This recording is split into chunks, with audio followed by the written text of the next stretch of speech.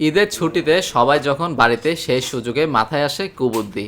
চট্টগ্রাম বিশ্ববিদ্যালয়ে শাহজালাল হলে দুটি গ্রিলের জানালা কাপড়ে মুড়িয়ে রিকশাযোগে বিক্রির উদ্দেশ্যে নেওয়ার পথে জিরো পয়েন্টে মূল ফটকে আটক হয়েছেন চবে ছাত্রলীগের বিলুপ্ত কমিটির সহ সম্পাদক মোহাম্মদ জুয়েল।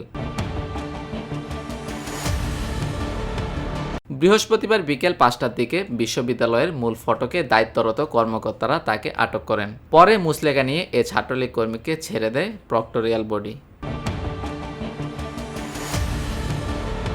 আটককৃত ছাত্রলীগ কর্মী চবির ব্যাংকিং অ্যান্ড ইন্স্যুরেন্স বিভাগের ২০১৭-১৮ সেশনের শিক্ষার্থী। ক্যাম্পাসে বগি ভিত্তিক উপগ্রুপ 69 এর অনুসারী হিসেবে পরিচিত জুয়েল। তিনি ছাত্রলীগের বিলুপ্ত কমিটির সহ সম্পাদক ছিলেন। জানা গেছে মোহাম্মদ জুয়েল ক্যাম্পাসে চাঁদাবাজির সঙ্গেও জড়িত দীর্ঘদিন ধরে। ক্যাম্পাসে যে কোনো গাড়ি ঢুকলে চাঁদা আদায় করার অভিযোগ রয়েছে তার বিরুদ্ধে। এছাড়া বহিরাগত কেউ ক্যাম্পাসে ঘুরতে এলে তাদেরকে আটক করেও চাঁদা আদায় করা হয় এই ছাত্রলীগ কর্মীর নামে।